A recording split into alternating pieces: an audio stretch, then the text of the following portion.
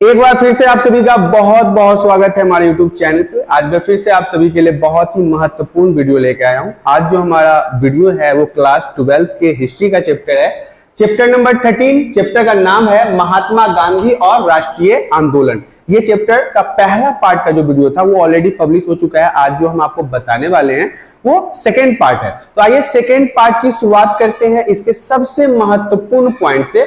सबसे पहला पॉइंट जो है सेकेंड पार्ट का वो कहता है जलियांवाला बाग हत्याकांड 13 अप्रैल 1919 हमारे इतिहास का एक ऐसा दिन जिसे काला दिन के नाम से भी जानते हैं। देखिए ये बहुत ही बुरा दिन था हमारे भारतवासियों के लिए। क्या हुआ था? 13 अप्रैल 1919 की बात है। अमृतसर में स्थित है जलियांवाला बाग। जलियांवाला एक गार्डन था, पार्क था, जलियांवाला बाग है, जिसमें काफी सारे लोग जो थे इस बात के लिए इकट्ठा हुए थे कि उस समय का जो रॉलेट एक्ट आया था उसको कैसे समाप्त किया जाए, या फिर आप कहिए उसके विरोध में जमा हो रहे थे पंजाब के लोग। तो वो उसके विरोध में वहां पे इकट्ठे हो रहे थे। यह मैदान जो है वो चारों तरफ से घेरा हुआ था, चारों तरफ से बंद था। शहर के बाहर होने के कारण ये जलियांवाला बाग जो था वो शहर के अंदर नहीं था, शहर के बाहर था, जिस कारण से वहां के लोगों को पता नहीं था कि मार्शल लॉ लगाया जा चुका है अंग्रेजों के द्वारा। आपने अधिकांश देखा होगा कि हम जो गांव के एरिया में रहते हैं तो उसमें ना खबर अब तो आ जाती है, खैर अब तो सोशल मीडिया है, न्यूज चैनल है, तो ये सारी चीजें हमें पता चल जाती है। लेकिन पहले क्या हुआ करता था कि ये सारी खबर ना हमें पता नहीं हुआ करता था, क्योंकि गांव में चीजें ना बड़ी देर से जाती थी। और ये बात है कब का? तो ये बात है 1919 का। सोचिए ना, आज से 100 साल पहले की बात कर लीजिए, 100 साल से भी ज्यादा हो गया। तो उस समय इतना संचार का व्यवस्था नहीं था, गांव के लोगों को खबरें बहुत देर से मालूम हुआ करती थी। तो उन्हें नहीं पता था कि शहर में अंग्रेजों के द्वारा मार्शल लॉ लगाया जा चुका है। और जनरल डायर जो था उस समय का, जनरल डायर ये अंग्रेजी हुकूमत का एक तानाशाह शासक था। शासक कहने का मतलब है ऑफिसर था अंग्रेज की तरफ से। इसने क्या किया, हथियारों के साथ अपने सैनिकों को लेकर वहां पहुंच गया जहां पे लोग जलियांवाला बाग में रॉलेट एक्ट के विरोध में जमा हुए थे। मैदान के बाहर निकलने के सारे रास्तों को उन्होंने बंद करवा दिया। किसने? उन्होंने नहीं, उसने, जनरल डायर ने बंद करवा दिया। इसके बाद सिपाहियों ने उस भीड़ पे जो उस बाग के अंदर जमा हुए थे दनादन गोलियां चलाना शुरू कर दिया, जिसके परिणाम स्वरूप वहां पे 1000 लोगों से अधिक लोगों की मृत्यु हो गई। लेकिन सरकारी आंकड़ों में इसे सिर्फ और सिर्फ 379 मतलब 380 के आसपास बताया गया। तो आप लोग को पता है कि सरकारी आंकड़े कैसे होते हैं, आधा सत्य आधा झूठ। आगे की स्लाइड में बढ़ना चाहेंगे। आगे का स्लाइड हमारा है असहयोग आंदोलन। देखिए ये जितनी भी जानकारियां है ना वो सब कहीं ना कहीं महात्मा गांधी के जीवन से रिलेटेड है और इन्हीं के इर्द गिर्द घूम रहा है, तो इसे भी समझना जरूरी है। 1920 से 1922 की बात है। यह आंदोलन गांधी जी का प्रथम जन आंदोलन था। जन आंदोलन कहने का मतलब है जनता के साथ मिला हुआ आंदोलन, जिसमें जनता ने इनका भरपूर साथ दिया था। गांधी जी जन जन के नेता बन चुके थे, मतलब कि लगभग उस समय भारत के अंदर जितने भी लोग थे उन्हें यह पता था कि गांधी जी एक ऐसे नेता हैं जो पहले तो कांग्रेस के सबसे सुप्रीमो नेता हैं, दूसरी बात हमारे पक्ष के लिए ये बार बार लड़ाई करते हैं, अनशन करते हैं, आवरण करते हैं, भूख हड़ताल करते हैं, हल्ला बोल करते हैं, सत्याग्रह करते हैं। बहुत सारी XYZ जितनी भी चीजें हैं वो महात्मा गांधी के द्वारा हो रही थी।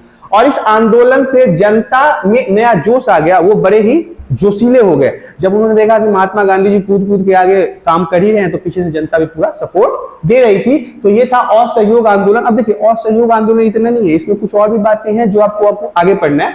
आगे देखते हैं असहयोग आंदोलन में क्या क्या था। इस आंदोलन के कार्यक्रम निम्न थे, मतलब इस आंदोलन में क्या क्या हुआ, तो सरकार से प्राप्त उपाधियां वैतनिक या अवैतनिक पदों का त्याग कर दिया। सरकार जितने भी लोगों को उपाधियां देता है ना, नवाजता है पुरस्कार से, उसे उन्हें वापस कर दिया। कहा कि भैया नहीं चाहिए। साथ ही साथ जितने सरकारी और गैर सरकारी लोग थे जो नौकरियां कर रहे थे उन्होंने रिजाइन कर दिया, वह नौकरी नहीं करेंगे। सरकारी लोगों ने सरकारी नौकरी का त्याग कर दिया और प्राइवेट लोगों ने भी प्राइवेट कंपनियों को छोड़ दिया, रिजाइन कर दिया। सरकारी स्कूल में, सरकारी स्कूल जो था गवर्नमेंट का स्कूल था, उसमें बच्चे जाना बंद हो गए। और सहकारी मतलब सहायता से जो भी स्कूल चल रहे थे उसमें भी बच्चे जाने बंद हो गए। अनुदान प्राप्त स्कूलों का भी बहिष्कार हो गया, जिससे अनुदान के हिसाब से जो स्कूल चल रहा था, NGO वगैरह जो होते हैं उनके हिसाब से जो भी स्कूलें चल रही थी उसमें भी बच्चे जाने बंद हो गए, उनका बहिष्कार कर दिया गया। 1919 की बात है, सुधार एक्ट के अंतर्गत जो सुधार हुआ था 1919 में हमारे चुनाव के प्रति, तो उस चुनाव को भी रद्द कर दिया गया था। सरकार ने सभी न्यायालयों का भी बहिष्कार कर दिया। सरकार के जितने भी न्यायालय थे, जो कोर्ट्स थे, सुप्रीम कोर्ट हो गए, हाई कोर्ट हो गए, लोअर कोर्ट हो गए, इसमें वकीलों ने बहिष्कार कर दिया कि हम नहीं मानते, हम तुम्हारे अदालतों का फैसले को नहीं मानते। वकील जाना बंद हो गया। विदेश से जो भी सामान आ रहे थे हमारे भारत देश में, उसका उपयोग करना बंद कर दिया गया।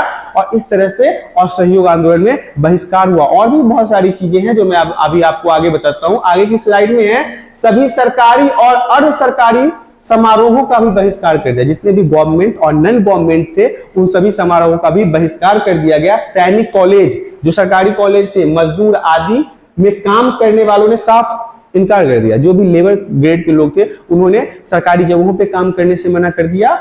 सरकार को टैक्स भी देना बंद कर दिया। जो टैक्स लोग उस समय सरकार को पेड करते थे, देते थे, उन्हें देना बंद कर दिया। सैनिक कर्मचारियों द्वारा विदेशों में नौकरी करने से साफ इनकार कर दिया। अब जो सैनिक थे हमारे भारत का, आपको पता है कि इंग्लैंड का राज था, तो वो लोग उसे बाहर भी ले जाते थे, बाहर ले जाकर उससे युद्ध करवाते थे। उन्होंने मना कर दिया कि हम नहीं जाएंगे, अब हम आपका काम नहीं करेंगे, हम आपके फौज में शामिल नहीं होंगे। एक तरह से संपूर्ण बहिष्कार कर दिया सारी चीजों का। आगे की स्लाइड में बढ़ते हैं। चौरी चौरा और असहयोग आंदोलन स्थगित। अब देखिए, ये भी एक बहुत ही इंपॉर्टेंट हिस्सा है। 5 फरवरी 1922 ईस्वी की बात है। पूर्वी उत्तर प्रदेश के गोरखपुर जगह पर एक गांव का नाम है चौरी चौरा।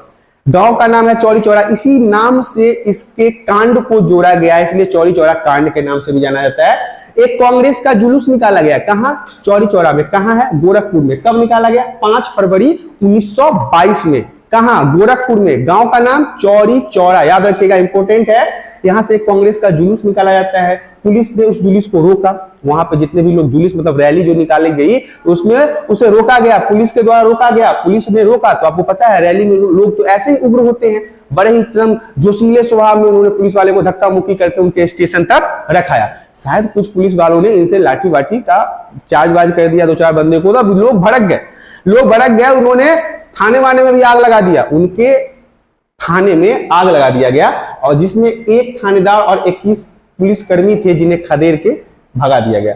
आग लगा दिया गया थाने में, जिससे सभी लोग जलकर मर गए। ये जो एक थानेदार और 21 पुलिसकर्मी थे, वो थाने में ही जल के मर गए। अब देखिए क्या हुआ। ऐसी घटना मुंबई और मद्रास में हुई। ये सिर्फ और सिर्फ उत्तर प्रदेश गोरखपुर चौरी चौरा की बात नहीं है। ऐसी घटनाएं मद्रास में भी देखने को मिली, ऐसी घटना मुंबई में भी देखने को मिली।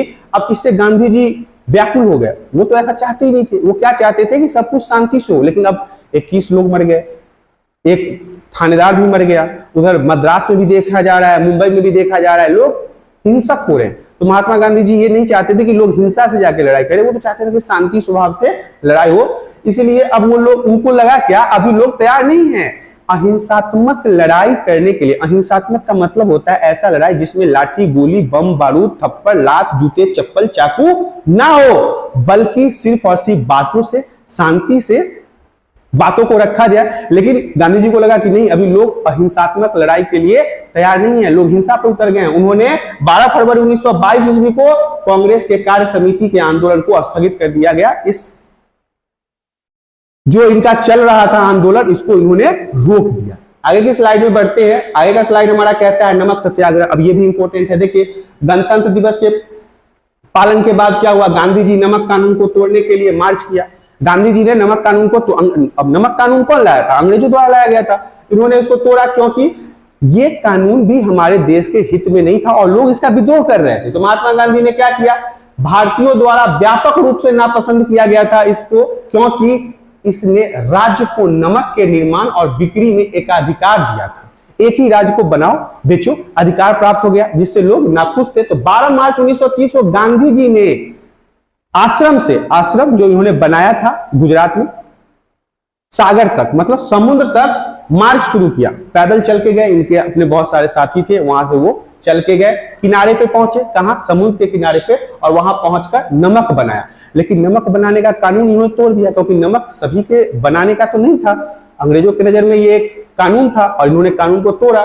इस तरह से कानून की नजर में उन्होंने खुद को अपराधी बना लिया, क्योंकि अंग्रेजों ने नियम क्या बनाया था कि एक राज्य जो भी हो वो नमक बनाएगा वही बेचेगा। लेकिन यहाँ पे क्या हुआ, महात्मा गांधी जी उनके द्वारा बनाए गए कानून को तोड़ा, क्योंकि आश्रम से वो कहां तक गए, समुद्र के किनारे तक गए, खुद से नमक बनाया, क्योंकि आपको पता है कि समुद्र के पानी से ही नमक बनाया जाता है। तो इस तरह से उन्होंने क्या किया, अंग्रेजों के विरुद्ध गए और एक अपराधी बन गए। अब देखिए, ये सिर्फ और सिर्फ गांधी जी ने किया, गांधी जी ने नहीं किया, गांधी जी के तो आपको पता है पूरे देश में फॉलोअर थे। जब सबको पता चला कि गांधी जी कर रहे हैं तो उन्होंने क्या किया, ऐसे ही कामों को उन्होंने भी किया। समानांतर नमक मार्च किए गए, इसके समकक्ष मतलब इसी के जैसे और भी नमक मार्च हुए जहां पे नमक कानून को तोड़ा गया। आगे के स्लाइड में बढ़ते हैं। आंदोलन को किसानों, श्रमिक वर्ग, कारखानों के श्रमिक, वकील, यहां तक कि ब्रिटिश सरकार में भारतीय अधिकारियों ने भी इसका समर्थन किया। ये सिर्फ और सिर्फ महात्मा गांधी नहीं कर रहे थे, हमारे देश के किसान भी थे, श्रमिक जो मजदूर थे, कारखाने मतलब फैक्ट्रियों में काम करने वाले लोग थे, वकील जो कोर्ट में सुनवाई करते हैं वकील थे, यहां तक कि ब्रिटिश सरकार के अंदर जो हमारे भारतीय सैनिक थे उन्होंने भी समर्थन दिया और अपनी नौकरी छोड़ दी, रिजाइन कर दिया। वकील ने अदालतों का बहिष्कार कर दिया, कह दिया नहीं मानते तुम्हारा अदालत, तुम्हारे फैसले को, तुम्हारे जज को, तुम्हारे ऑर्डर को नहीं मानते हैं, बहिष्कार कर दिया। किसानों ने कर देना बंद कर दिया, किसान ने कहा टैक्स नहीं देंगे। आदिवासियों ने वन कानून, हाँ वन कानून से याद है आपको, मैंने क्लास 9th या 10th में बताया था कि वन कानून क्या था। आपको पता है कि उस समय के जो आदिवासी लोग थे उनके लिए वनों के ऊपर भी कानून थे, अंग्रेजों ने इनके लिए कानून बना रखा था। तो अब और सबके पास तो सब कुछ था, आदिवासी के पास क्या था, वन था, जंगल था, उन्होंने कानून ही तोड़ दिया। आदिवासियों ने मिलकर अंग्रेजों द्वारा बनाए गए वन कानून को ही तोड़ दिया। अब जिसके पास जो था वही तोड़ेगा ना, वकील के पास न्यायालय था तो उसने उसका बहिष्कार कर दिया, सैनिकों के पास नौकरी थी उसने उसका बहिष्कार कर दिया, महात्मा गांधी जी के पास लाठी था तो उन्होंने नमक बना दिया। लेकिन आदिवासियों के पास क्या था, जंगल था, तो उन्होंने जंगल कानून तोड़ दिया। जिसके पास जो था अपनी तरह से सहमति दिखाया और यहाँ पे अंग्रेजों के खिलाफ पूरा जमकर खड़ा हुआ। सरकार ने असंतुष्टों या सत्याग्रहियों को, असंतुष्ट मतलब जो सरकार से नाखुश थे, असंतुष्ट कहने का क्या मतलब है, जो सरकार को पसंद नहीं कर रहे थे, सरकार की नीति को पसंद नहीं कर रहे थे, सरकार के द्वारा बनाए गए कानून को पसंद नहीं कर रहे थे, उनको क्या किया, उनके 60,000 लोगों को जेल में डाल दिया। 60,000 लोगों को अंग्रेजों ने जेल में डाल दिया, गिरफ्तार कर लिया और गांधी जी सहित कांग्रेस के विभिन्न उच्च नेताओं को भी गिरफ्तार कर लिया। आम लोगों को तो किया मेन लीडर को उठा के ले गया, महात्मा गांधी जी को उठा के लेके चला गया और इनके साथ जो और बड़े बड़े नेता थे उस समय उनको भी उठा के ले गया और इन सबको जाके बंद कर दिया। अब बंद तो कर दिया, आगे की स्लाइड में आप देखिए। अब यहाँ पे कुछ और टॉपिक है लेकिन मैं यहाँ पे आपको गांधी जी से रिलेटेड कुछ बात बता देता हूँ। जब बंद कर दिया तो देश में असंतोष फैल गया, क्योंकि देश के नेता तो एक ही थे, महात्मा गांधी जी। सबको लगता था महात्मा गांधी जी उनको आजादी दिलाएंगे और महात्मा गांधी जी ने कह दिया, वो सही बात है। तो ऐसे में क्या हुआ कि देश में असंतोष फैला, जगह जगह पर हड़कंप मच गया, लोगों ने हू हल्ला करना शुरू कर दिया, अंग्रेजों को मजबूरी में महात्मा गांधी जी को छोड़ना पड़ा। लेकिन इसमें कुछ शर्तें थी, वो मैं आपको आगे बताऊंगा। इससे पहले हम आपको गोलमेज सम्मेलन के बारे में जान लेते हैं कि गोलमेज सम्मेलन क्या है। सविनय अवज्ञा आंदोलन की तीव्रता को देखकर ब्रिटिश सरकार ने घोषणा किया कि भारत के विभिन्न राजनीतिक दलों और प्रतिनिधियों एवं ब्रिटिश राजनीतिज्ञों को एक गोलमेज सम्मेलन बुलाया जाएगा। इसमें साइमन कमीशन की रिपोर्ट के आधार पर भारत की राजनीतिक समस्या पर विचार विमर्श होगा। अंग्रेजों को अब लगने लगा डर कि महात्मा गांधी जी आके यहाँ पे तुलताल मचा रखा है। इसने क्या कहा कि देखिए हम लोग आपस में अब एक मीटिंग करेंगे। इस मीटिंग का नाम उन्होंने क्या रखा, गोलमेज सम्मेलन। हुआ कहां था, लंदन में हुआ था, इंग्लैंड में, लंदन।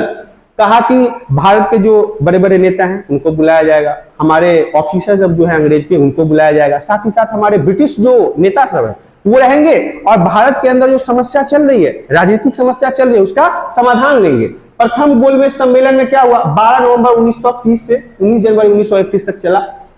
प्रधानमंत्री रैमजे मैकडोनाल्ड की अध्यक्षता में लंदन में 12 नवंबर 1930 से 19 जनवरी 1931 तक प्रथम गोलमेज सम्मेलन हुआ।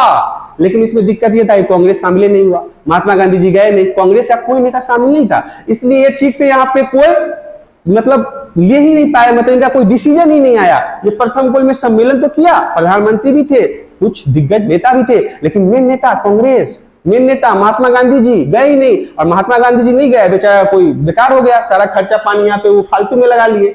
अब क्या हुआ इनको हाँ, हालांकि इसमें भीमराव अंबेडकर थे और जिन्ना था। ये जिन्ना वही है पाकिस्तान का पहला वजीर आजम। वजीर आजम को आप हिंदी में कह सकते हैं प्रधानमंत्री।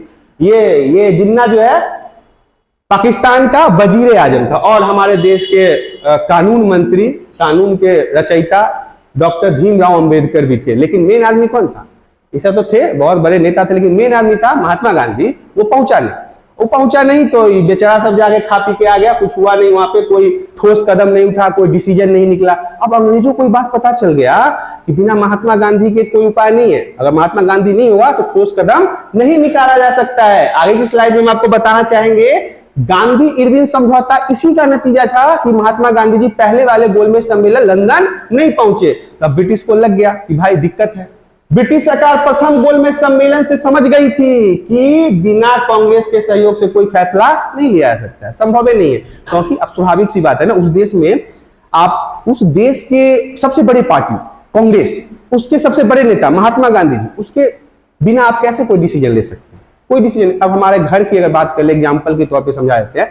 ठीक है, हम बड़े हो गए हैं, लेकिन इतने बड़े नहीं हुए कि हमारे पापा जो डिसीजन ले लेंगे उसमें हम हस्तक्षेप कर सकते हैं। या फिर आप ये कहिए कि हम उनके बिना कोई ऐसा डिसीजन ले लें तो वो मान्य नहीं होगा, उस पे उनका मोहर चाहिए कि हाँ बेटा तुमने सही डिसीजन लिया। उन्होंने कहा गड़बड़, तो चाहे कितना भी अच्छा डिसीजन हो उसका महत्व तो नहीं है। तो यहाँ तो महात्मा गांधी जी बाप था और बाप के बिना पूछे हुए डिसीजन ले लिया, तो यहाँ पे थोड़ा सा दिक्कत हो गया। उसके बाद ये हुआ इरविन समझौता गांधी जी के साथ।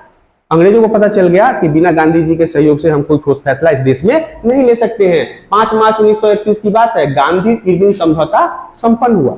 ओके, इस समझौते में लॉर्ड इरविन ने स्वीकार किया कि हिंसा के आरोप, लॉर्ड इरविन जो था उसने कहा महात्मा गांधी को, ठीक है आप जो कहिएगा आपकी बात सर आंखों पे है, लेकिन ये जो अभी हो हल्ला हुआ है इसमें जितना लोग हिंसा किया है, हिंसा मतलब गोली चला दिया, तलवार चला दिया, बम चला दिया, मार दिया है, पत्थर चला दिया है, उसको छोड़ के बाकी सभी को हम छोड़ देंगे। मतलब बाकी सभी राजनीतिक बंदियों को रिहा कर दिया जाएगा। जो लोगों ने हिंसा किया है उसके अलावा, मतलब जो अहिंसात्मक रूप से गलत तरीके से पकड़ा गया है ना नेताजी सब बड़े बड़े, उनको छोड़ देंगे। महात्मा गांधी जी ने कहा ओके।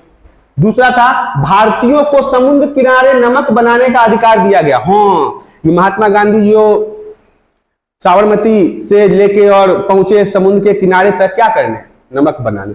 तो नमक बनाने के बाद वो अंग्रेज ने कहा कि देखिए ठीक है आप इतना हो हल्ला किए हैं इसी चीजों के लिए, तो हम आपको नमक बनाने का अधिकार देते हैं। भारतीय शराब एवं विदेशी कपड़ों की दुकानों के सामने धरना दे सकते हैं। भारतीय लोग उस समय क्या था, मिल मजदूरों से, तो मिल मजदूर जो थे वो परेशान थे। किससे? मिल फैक्ट्री के मालिक से। क्यों? क्योंकि मिल के जो मजदूर थे वो 50% का बोनस मांग रहे थे। पहले वाले पार्ट में मैंने आपको समझाया है। और मिल मालिक जो था वो कह रहा था नहीं 20% देंगे, 50% नहीं देंगे। इसलिए गांधी जी आए थे ना, मिल के वर्करों के साथ आंदोलन किया था ना, उसमें कुछ मिल के मालिक ने भी इनका समर्थन दिया था। तो अब क्या था कि इनको धरल्ले से धरना वरना करने का अधिकार प्राप्त हो गया। आंदोलन के दौरान त्याग पत्र देने वाले को उनके पदों पर बिना नौकरी दिया जाएगा। इस आंदोलन में क्या हुआ, दौरान में जो लोगों ने नौकरी छोड़ दिया जोश जोश में आके, जैसे कि हमको महात्मा गांधी जी पसंद थे न थे बात दूसरा है, लेकिन कभी कभी क्या होता है लोग जोश में ज्यादा आ जाता है, नौकरी है छोड़ देंगे, नहीं करेंगे, महात्मा गांधी जी के साथे रहेंगे। जोशिया के नौकरी छोड़ दिए। तो फिर बाद में इरविन समझौता जो हुआ गांधी जी के साथ, गांधी जी ने कहा देख भाई वो सब जो जोश में आके नौकरी उकरी छोड़ दिया उस सबको भाई नौकरी दे, घर कैसे चलेगा, उसका बाल बच्चा क्या खाएगा, पेट कैसे भरेगा, उस जोश जोश में आकर नौकरी उकरी छोड़ दिया, माथा पे हाथ पीट रहा है, तो उनको क्या होगा कि फिर से बहाल किया जाएगा। साथ ही साथ जो संपत्ति इस दौरान जब्त कर लिया गया है उसे छोड़ा जाएगा। आगे के स्लाइड में हम आपको लेके चलना चाहते हैं। द्वितीय गोलमेज सम्मेलन भी हुआ। हाँ, प्रथम गोलमेज सम्मेलन में कोई नतीजा निकला नहीं। इरविन समझौता हुआ गांधी जी के साथ और इरविन के साथ, जिसमें कुछ बातें रखी गई जो पिछले स्लाइड में आपने जाना है। द्वितीय गोलमेज सम्मेलन 7 सितंबर 1931 में 31 से लेके 1 दिसंबर 1931 तक हुआ। इसमें क्या हुआ वो जान लेते हैं। 7 सितंबर 1931 को लंदन में द्वितीय गोलमेज सम्मेलन हुआ। इसमें गांधी जी, अंबेडकर, सरोजिनी नायडू एवं मदन मोहन मालवीय थे। महात्मा गांधी जी के साथ साथ कौन थे? अंबेडकर थे, सरोजिनी नायडू था एवं मदन मोहन मालवीय आदि थे। इस सम्मेलन में गांधी जी ने क्या कहा? गांधी जी ने कहा कांग्रेस ही एक ऐसी पार्टी है जो सांप्रदायिकता भावनाओं को नहीं फैलाती है। मतलब कि इसमें कोई हिंदू, मुस्लिम, सिख, ईसाई, छोटे कास्ट, बड़े कास्ट नहीं है। हम सबका सम्मान अपनी पार्टी में करते हैं। गांधी जी ने पूर्ण स्वतंत्रता की मांग की। उसी में कहा कि हमको आधा और थोड़ा सा स्वतंत्रता नहीं चाहिए, हमको पूरा स्वतंत्रता दो, हम पूरा आजाद होंगे। तुम भाई हम पे राज काहे कर रहा है, तुम्हारा क्या बनता है भाई, तुम हम पर अधिकार काहे जताते हो, हमको अब आजाद करो, हम अपना संविधान बनाएंगे, अपना रूल रेगुलेशन बनाएंगे, अपना नेताजी सब बनाएंगे और फिर अपना देश को चलाएंगे, तुम लोग जाओ। अंग्रेज नहीं माना। कि कब? द्वितीय गोलमेज सम्मेलन में नहीं माना अंग्रेज, पूर्ण स्वतंत्रता की बात पे फैल गया, कहा नहीं ये सब नहीं होगा। अब क्या हुआ, अंग्रेज यहां से ना कूटनीति चलना शुरू कर दिया, खुद डालो राज करो।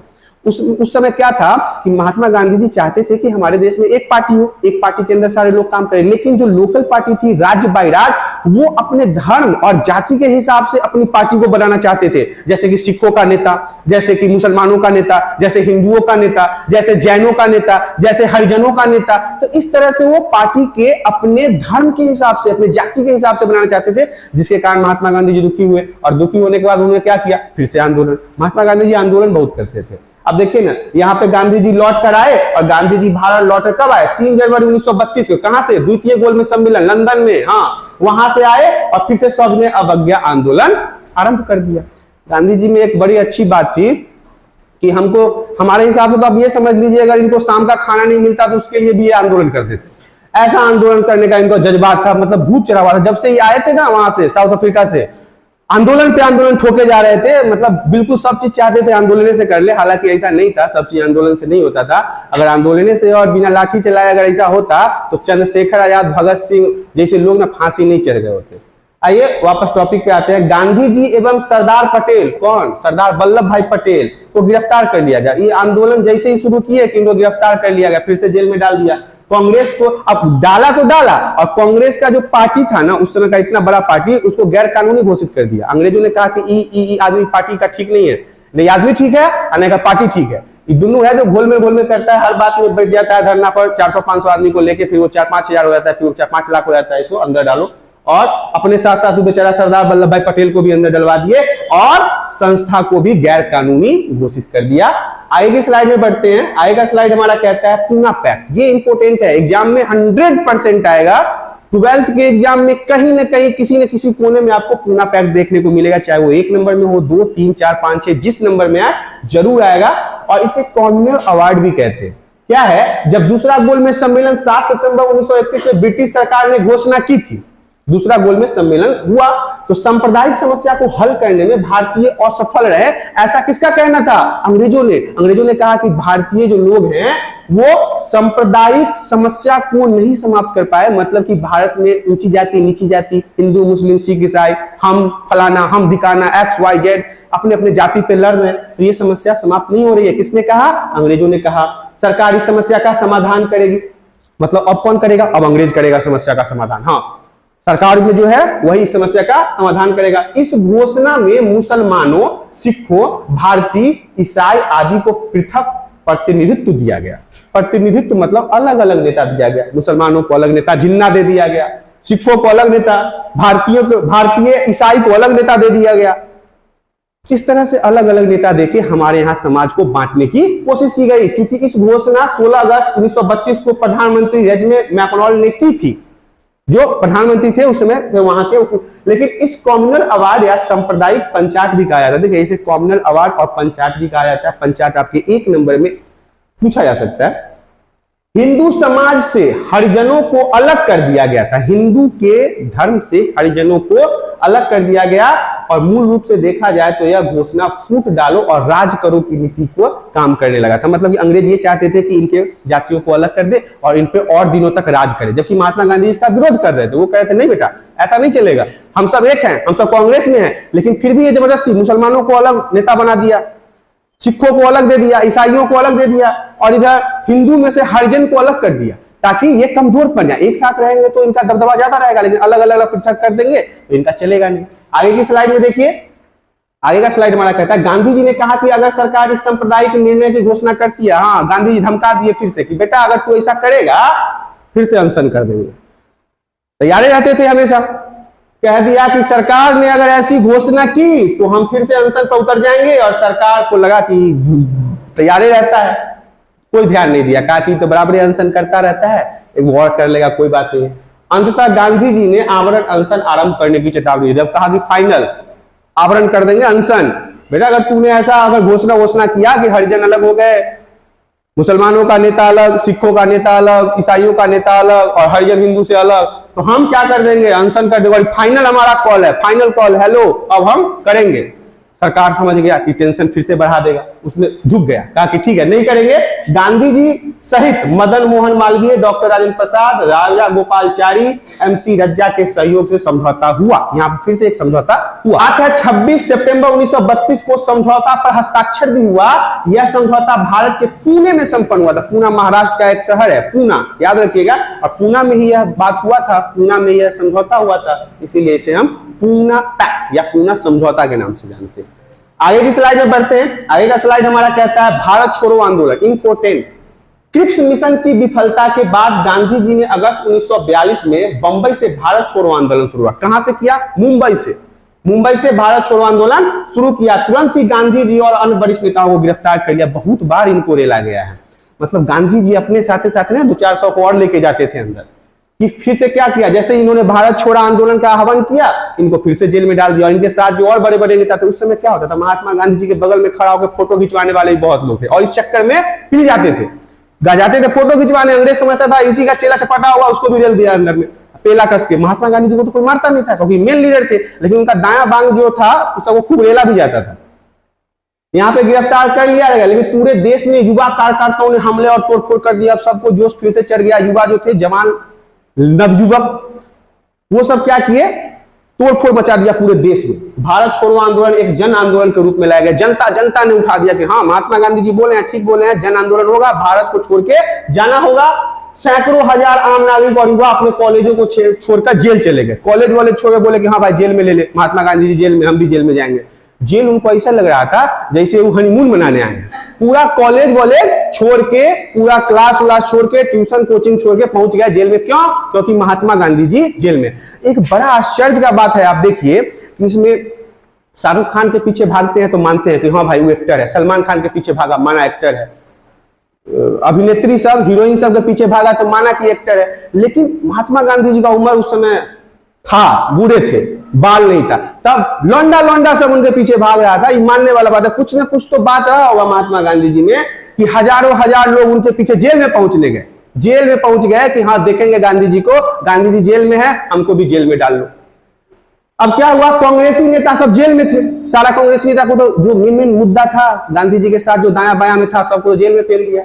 अब इधर क्या बच गया, इधर जो सांप्रदायिक नेता सब थे पंजाब में, सिखों के नेता, मुसलमान नेता के, जिन्ना पर ध्यान दीजिएगा, जिन्ना और अन्य मुस्लिम लीग के नेताओं ने पंजाब और सिंध में अपना प्रभाव बढ़ाने का देखा कि महात्मा गांधी जी जेल चले गए तो पंजाब में जो मुसलमान था उसको पटियाने लगा कि हमारे साइड जो हम हैं जिन्ना, हम भी नेता हैं, हम बनाएंगे, देश बनाएंगे, देश में लेकर चलेंगे, तुम सबको करोड़पति बना देंगे।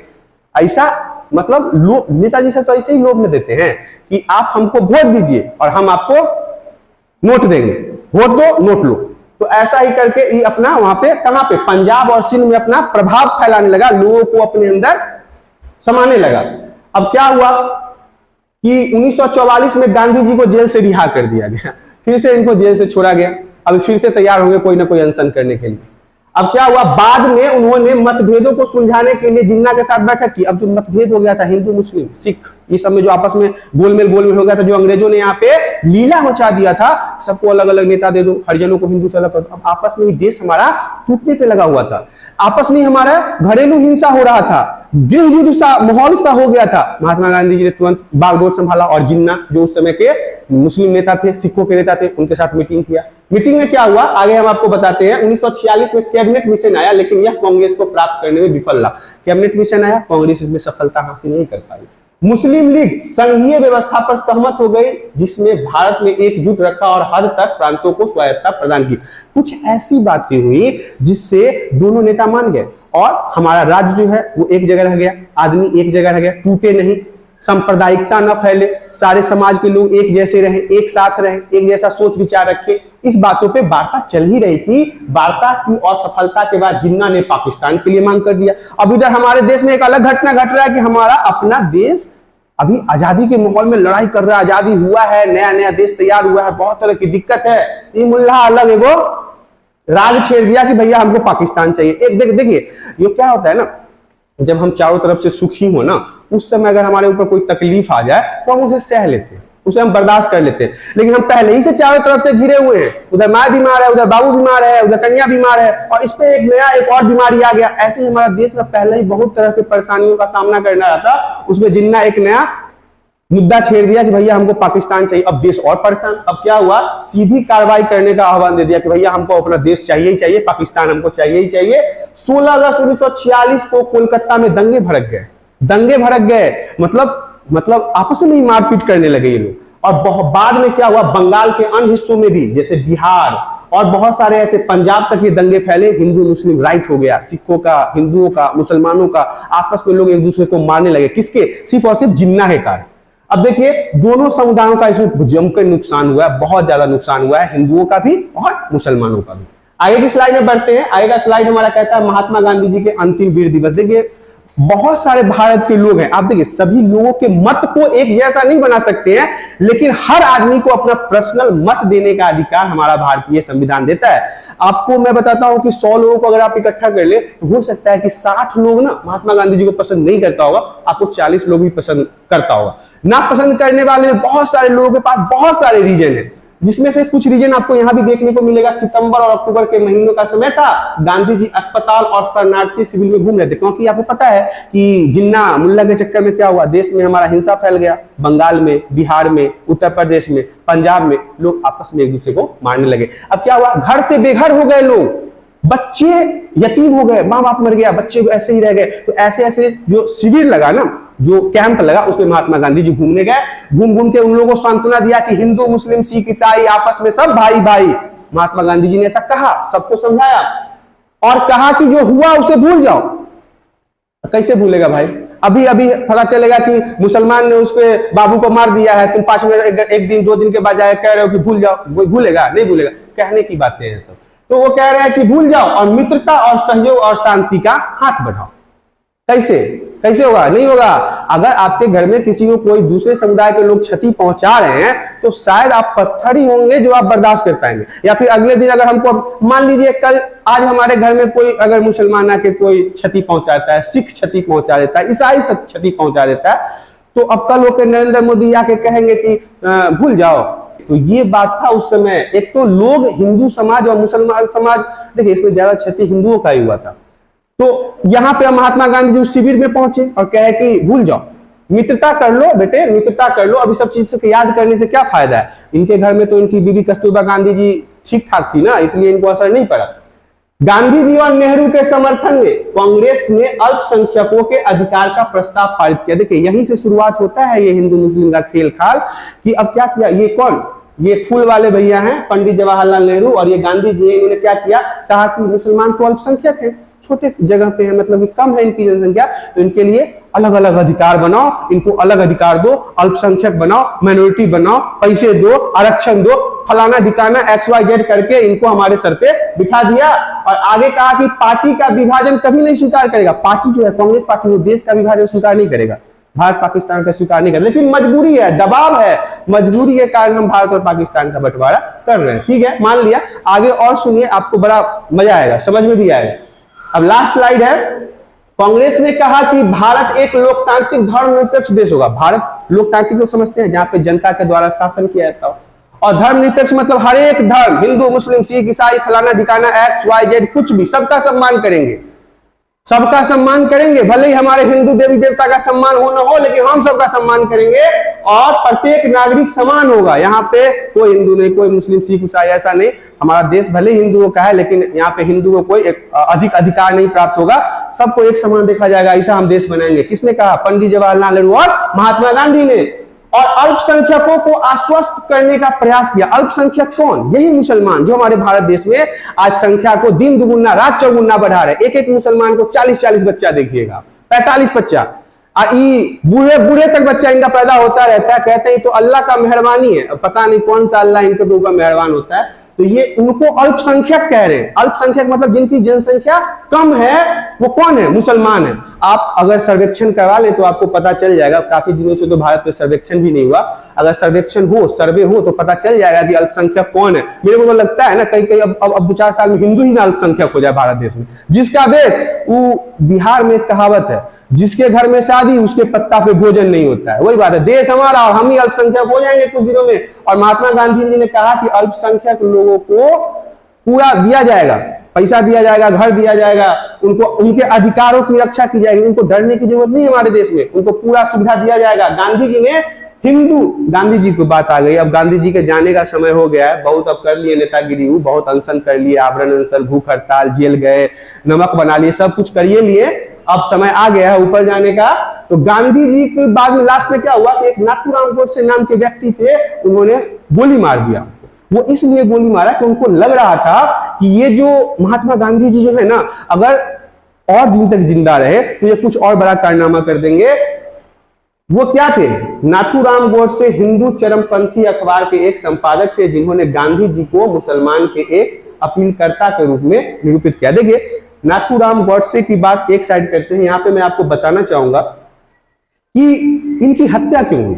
देखिए, नाथूराम गोडसे का मानना था, उन्होंने जो गोली मारी तो वो क्यों मारी, एक अखबार है जिसके मुताबिक बताया गया कि महात्मा गांधी जी भारत में रहने के बाद भी हिंदू के बारे में न सोचकर मुसलमान के बारे में सोचते थे, हमेशा मुसलमानों की पैरवी करते थे, हमेशा मुसलमानों के हित के बारे में सोचते थे, हमेशा मुसलमानों के पैसे जो भी हो मतलब मुहैया करवाना, फैसिलिटी करवाते रहते थे, हिंदुओं के बारे में नहीं सोचते थे। तो अगर वो अपीलकर्ता के रूप में, मुसलमान के रूप में अगर उभरेंगे तो उनका जिंदा रहना जरूरी नहीं है। और इस तरह से आपने देखा कि नाथूराम गोडसे ने उनको स्वर्ग का रास्ता दिखा दिया। इस तरह से आपने देखा क्लास 12 का 13 चैप्टर पार्ट 2 समाप्त हो चुका है। आशा करता हूं कि आपको वीडियो पसंद आया होगा। अगर वीडियो पसंद आता है तो वीडियो को लाइक करें, चैनल पे पहली बार आया तो चैनल को सब्सक्राइब करें। आज के लिए इतना ही, धन्यवाद।